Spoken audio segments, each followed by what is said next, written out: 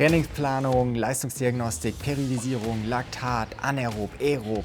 Die Welt der Sportwissenschaften ist super komplex. Ich bin Lukas, ich bin Sports Marketing Manager bei Dynafit und studierter Sportwissenschaftler. Und heute sind wir hier zu Gast im Dynafit Athlete Center bei Sports Innovated und versuchen euch mal ein bisschen mitzunehmen und einzuführen in die große, weite Welt der Sportwissenschaften. Und jetzt starten wir mit der Leistungsdiagnostik.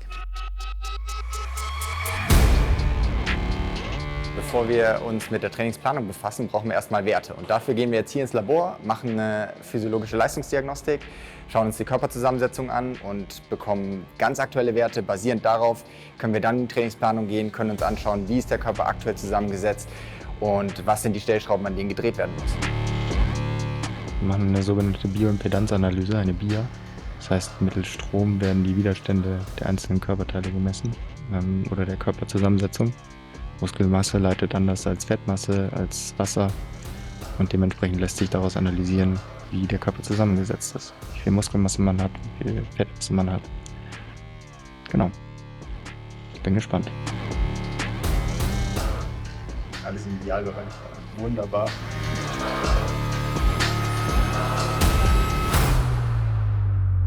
Jetzt geht's zur Leistungsdiagnostik. Lukas, wird spannend. Okay, jetzt sind wir hier im Labor. Ich stehe schon auf dem Laufband. Wir machen einen Stufentest. Das heißt, wir starten bei 10,5 km/h und alle 3 Minuten wird die Intensität um jeweils 1,5 km/h erhöht. Die Jessie wird mir dann nach jeder Stufe Laktat am Ohrläppchen abnehmen. Das ist ein Parameter, den wir erheben. Gleichzeitig werde ich eine Maske aufgesetzt bekommen, mittels der wir eine Atemgasanalyse durchführen. Und mittels eines Herzfrequenzgurtes wird der Puls gemessen. Dazu kommt noch ein subjektives Belastungsempfinden mittels der Borg-Skala. Das ist einfach eine Skala, wo ich dann drauf zeigen werde und man sieht, wie intensiv sich die Belastung anfühlt. Was dann die Werte aussagen und was sie dann letztlich auch für mein Training und die Trainingsplanung bedeuten, das schauen wir uns danach an.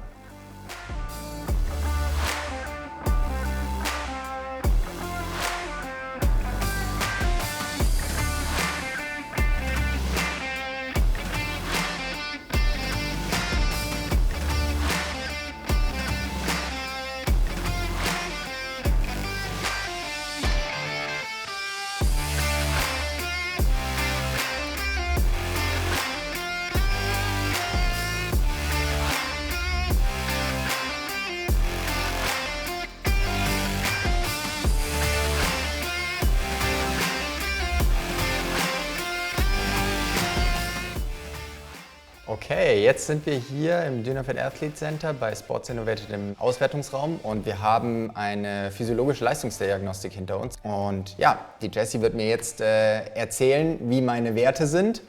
Und dann bin ich ganz gespannt, weil basierend darauf kann ich dann in die Trainingsplanung gehen und kann mir anschauen, wo meine Stellschrauben sind, die ich verbessern muss, um entsprechend dann optimal für mein Ziel vorbereitet zu sein.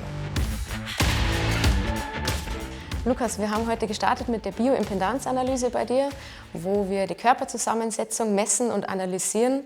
Dabei haben wir das Körperwasser anteilig gemessen, die Body Cell Mass und das Körperfett, wobei du überall im Normbereich liegst. Wir haben das Körperwasser noch unterteilt in intrazelluläres und extrazelluläres Wasser und die Body Cell Mass wird nochmal unterteilt in Muskulatur und den Rest, also Bindegewebe etc. Das Körperfett korrigiert, da liegst du bei 11,4 Kilo. Das ist im Prozent 14,5 und liegt absolut im Normbereich, wobei wir da eher von Idealwerten sprechen, die für einen Athleten gelten und nicht für Hobbysportler. Okay, nachdem wir jetzt die Werte der Bioimpedanzanalyse gehört haben, gehen wir jetzt auf die Werte der metabolischen Leistungsdiagnostik ein und ich bin schon mal sehr gespannt. Die letzte Leistungsdiagnostik, die ich gemacht habe, liegt echt schon ein Weilchen zurück. Es sei gleich mal dazu gesagt, dass so eine Leistungsdiagnostik immer sehr, sehr spannend ist, aber eigentlich noch viel spannender und viel relevanter dann ist, wenn man sie regelmäßig auch durchführt, um im Endeffekt immer wieder die Werte auch entsprechend dann im Training anzupassen. Aber jetzt erzählt uns Jessie erst einmal, wo meine aktuellen Werte liegen und wo meine Stellschrauben sind, an denen ich drehen muss, um dann bestmöglichst für mein nächstes Projekt vorbereitet zu sein. So Lukas, wir starten mit deiner Laktatkurve. Man kann sich an 2 Schwellen orientieren, der aeroben und der anaeroben Schwelle. Wenn wir die Laktatwerte haben und zusätzlich die Spiroergometrie, dann haben wir auch eine individuelle aerobe Schwelle, die jetzt bei dir bei 13,5 km/h liegt und einer Herzfrequenz von 134. Und die anaerobe Schwelle haben wir bei 16 km/h und 155 Beats per Minute. Man geht immer von der Herzfrequenz aus und nicht von der Geschwindigkeit, weil sobald ihr eine Steigung dabei habt, ist natürlich die Geschwindigkeit wieder anders. Und deshalb solltest du dich an dem orientieren. Gut, wie du jetzt siehst bei der Kurve, wir haben bei 10,5 km/h angefangen. Wir hätten vielleicht die Stufe drunter noch mitnehmen können, um einfach zu sehen, wie du Laktat abbauen kannst in einer geringeren Geschwindigkeit. Du siehst jetzt die einzelnen Trainingsbereiche mit den unterschiedlichen Farben. Der türkise Bereich ist die Grundlagenausdauer 1, der erste, wo wir einfach unterhalb der aeroben Schwelle sind. Und dann kommt der Grundlagenausdauerbereich 2, das ist die gelbe Spalte. Dazwischen haben wir die grüne Spalte, wo wir eine Mischung haben zwischen Grundlagenausdauer 1 und 2 und dahinter in dem lilanen Anteil den Entwicklungsbereich und im roten Anteil den spezifischen Bereich. Okay, wir werden gleich unzählige Begriffe hören, die wahrscheinlich auch den meisten von euch schon in einer gewissen Weise ein Begriff sein werden oder die zumindest schon mal gehört worden sind, sowas wie anaerob, aerob, Schwellenleistung, Entwicklungsbereich. Um diese Begriffe zu verstehen, wollen wir aber trotzdem noch mal ein bisschen tiefer in die Physiologie einsteigen. Und um eine Leistung zu erbringen, benötigen wir zunächst einmal Energie. Und hier haben wir 2 große Energiequellen. Das sind einmal die Fette und das sind die Kohlenhydrate. Die unterscheiden sich in einem wesentlichen Punkt, und zwar in der Menge, wie viel wir davon in unserem Körper abspeichern können. Der Speicher der Kohlenhydrate ist relativ limitiert. Wir sprechen von 400 bis 600 Gramm ungefähr, die wir abspeichern können. Der Speicher der Fette ist unendlich groß. Also wir sprechen hier von 11 Kilogramm, die können wir nicht alle verstoffwechseln, aber allein der Speicher der Fette ist so groß, dass wir wahrscheinlich mehrere Ultraläufe hintereinander absolvieren könnten, rein an der Energieleistung, die wir da bereitstellen könnten. Jetzt ist es aber so, dass wir, um Fette verstoffwechseln zu können, benötigen wir immer den Sauerstoff. Aerob, anaerob leitet sich aus dem Griechischen ab, von der der Luft. Aerob bedeutet nichts anderes, als dass die Energiegewinnung mit Sauerstoff stattfindet. Anaerob im Gegensatz dazu bedeutet, dass der Körper Energie bereitstellt, ohne dass er dafür Sauerstoff benutzt. Der Vorteil bei den Kohlenhydraten ist, wir können daraus unglaublich schnell pro Zeiteinheit Energie gewinnen. Und zwar benötigen wir nicht zwingend den Sauerstoff dafür. Was wir dann aus dieser Energiebereitstellung erhalten, ist das Laktat, dieses ominöse Laktat, was wir eben am Ohrläppchen messen können. Das Laktat an sich bewirkt aber dann im Endeffekt, dass nicht nur das Laktat, sondern auch H+-Ionen, dass der Körper irgendwann übersäuert. Das heißt, wir kommen relativ schnell an einen Punkt, an dem wir keine Leistung mehr erbringen können aufgrund von einer Übersäuerung der Muskulatur. Jetzt können wir dieses Laktat allerdings auch wieder weiter verstoffwechseln, dafür benötigen wir allerdings wieder den Sauerstoff. Das Ziel ist es also, das Training so auszurichten, dass wir möglichst lang mit sehr viel Sauerstoff auch in einem Bereich unterwegs sind, in dem wir viel Energie aus den Fetten gewinnen können und gleichzeitig auch in der Lage sind, diese komplette Verstoffwechslung der Kohlenhydrate vollständig zu absolvieren. Bedeutet, dass wir das Laktat dann auch weiter verstoffwechseln können und daraus auch Energie gewinnen können. Wenn wir jetzt sehr hochintensiv unterwegs sind und nicht mehr genügend Sauerstoff zur Verfügung haben, dann fängt das System an zu stocken. Das heißt, es kumuliert sich Laktat, es kumulieren sich H+-Ionen, wir übersäuern und wir werden irgendwann nicht mehr die Leistung aufrechterhalten können. Gleichzeitig ist es auch so, dass je mehr Kohlenhydrate wir verstoffwechseln, desto vorsichtiger müssen wir sein, weil dieser Speicher eben sehr, sehr limitiert ist. Bedeutet, wenn wir in einem Bereich laufen würden, in dem wir maximal viel Energie über die Kohlenhydrate verstoffwechseln, dann reicht es ungefähr für 90 Minuten maximal. Klar, wir können in einer gewissen Menge auch Kohlenhydrate wieder zuführen, aber auch da sind wir relativ limitiert. Da wollen wir später noch mal ein bisschen detaillierter drauf eingehen. Was aber jetzt bedeutet, dass wir den Körper darauf trainieren müssen, den Intensitätsbereich langsam nach oben zu schrauben, indem wir trotzdem noch genügend Sauerstoff zur Verfügung haben und viel Energie aus den Fetten zu generieren und gleichzeitig eben nicht allzu viel Energie aus den Kohlenhydraten gewinnen, nicht zu viel Laktat kumulieren und das Laktat, was wir kumulieren, dann auch entsprechend wieder weiter verstoffwechseln können. Und es gibt einen ganz spezifischen Bereich, in dem man sagt, dass ein Großteil der Energie eigentlich rein aus den Kohlenhydraten dann gewonnen wird und dieser Bereich oder diese Schwelle nennt sich die anaerobe Schwelle. Das ist eben genau der Bereich, in dem den wir ungefähr eine Stunde bis 90 Minuten aufrechterhalten können und dann ist der Speicher der Kohlenhydrate so weit erschöpft, dass wir letztlich keine Leistung mehr erbringen können. Und genau das haben wir jetzt hier gemessen. Das heißt, wir sehen jetzt hier sehr, sehr gut, wie der Fettstoffwechsel funktioniert. Wir sehen sehr, sehr gut, wie der Kohlenhydratstoffwechsel funktioniert. Und Jessie wird da jetzt ein bisschen detaillierter drauf eingehen und wird auch nochmal aufzeigen, wo dann genau diese Bereiche liegen und wo dann auch die Trainingsbereiche liegen, weil bemessen an diesen Werten, die wir jetzt hier gemessen haben in der Leistungsdiagnostik, errechnen sich dann die Trainingsbereiche und diesbezüglich kann ich dann auch mein Training planen und periodisieren. Also in dem Diagramm siehst du einen roten Graphen, der deinen Fettstoffwechsel darstellt und einen schwarzen Graphen, der deinen Kohlenhydratstoffwechsel darstellt. Die grünen Stufen, die du da siehst, ist die Geschwindigkeit, die du in dem Moment gelaufen bist. Man sieht jetzt in dem Diagramm sehr gut, dass der Fettstoffwechsel mit der höheren Intensität zunehmend abnimmt. Und auch in den Pausen, du siehst es an den Spitzen und auch an den abfallenden Spitzen, wo deine Pausen und wo die Belastung ist. Und die aerobe Schwelle, die du in der gestrichelten Linie siehst, also bei 13,5 km/h, haben wir das erste Mal einen Anstieg des Kohlenhydratstoffwechsels, der dann auch den Fettstoffwechsel gut unterstützt und dann eben in Richtung anaerobe Schwelle sogar übernimmt.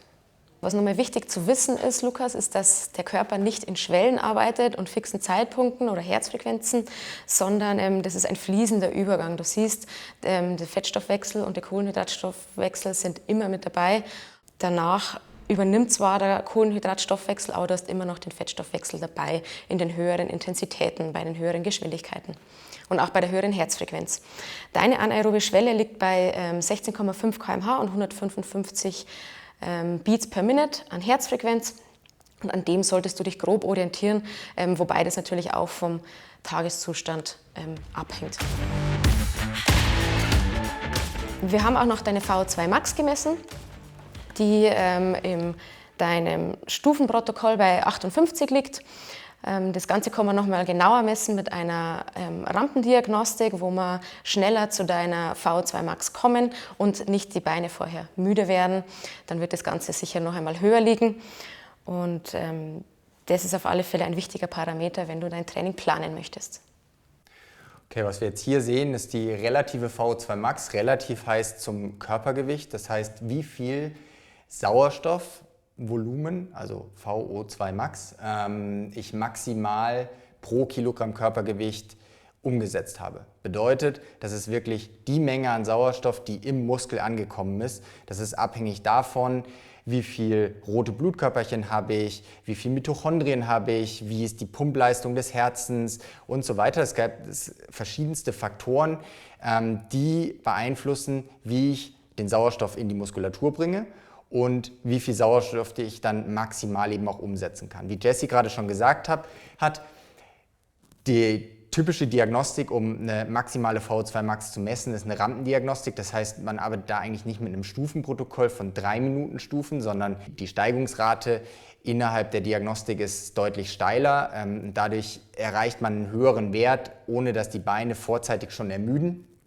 Nichtsdestotrotz ist die VO2 Max ein sehr, sehr relevanter Parameter, weil, wie wir eben schon gehört haben, Sauerstoff spielt in der Energiebereitstellung eine ganz wesentliche Rolle.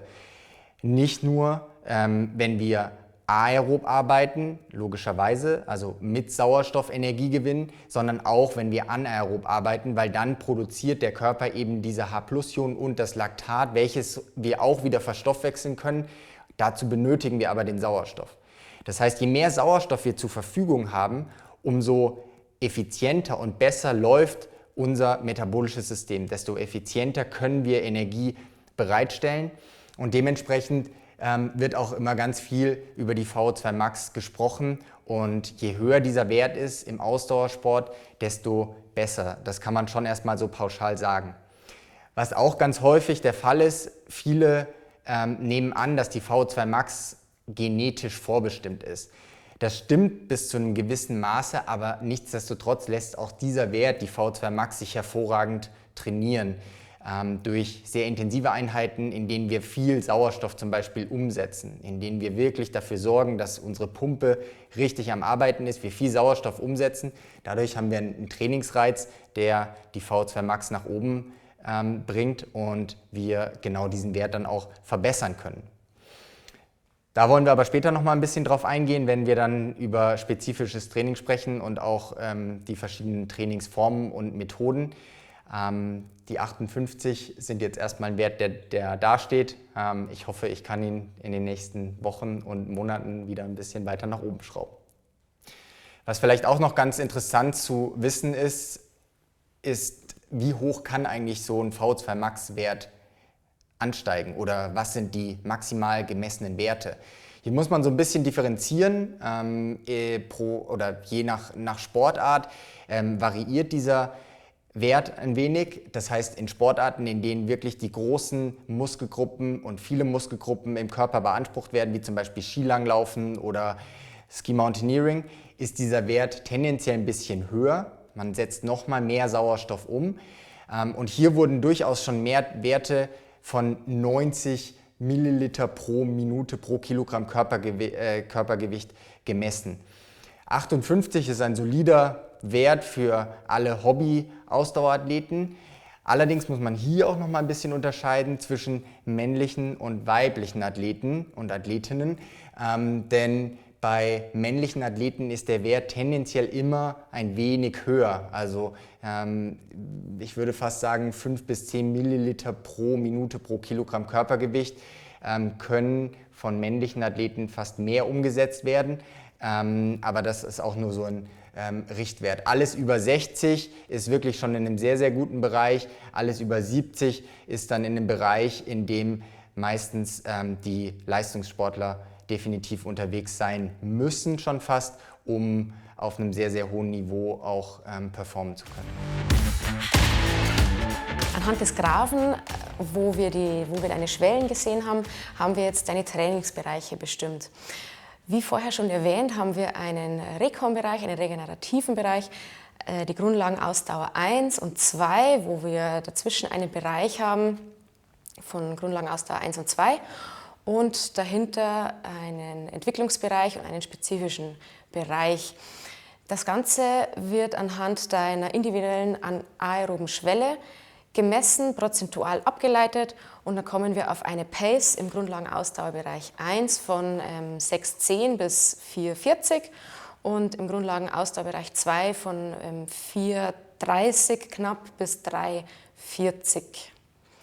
Und im Entwicklungsbereich sind wir dann bei 3,44 bis 3,15 und im spezifischen Bereich dann nochmal ein bisschen flotter. Jessie, vielen Dank für die Auswertung und auch die Diagnostik, die wir jetzt gemacht haben. Das war die metabolische Leistungsdiagnostik, die wir hier im Dynafit Athlete Center bei Sports Innovated gemacht haben.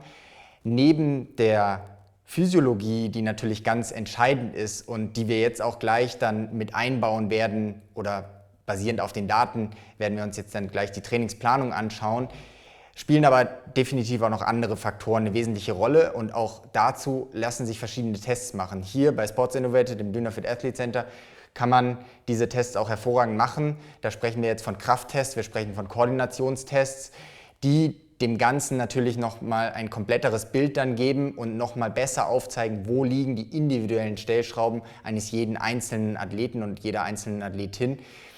Und wenn dich das Thema interessiert hat, dann checkt auch unser nächstes Video aus, denn hier befassen wir uns mit der Trainingsplanung, die wir basierend auf den Werten, die wir jetzt hier in der Leistungsdiagnostik erhoben haben, etwas genauer spezifizieren und uns anschauen, wie ihr euer Training bestmöglichst periodisieren könnt, um eure Ziele zu erreichen.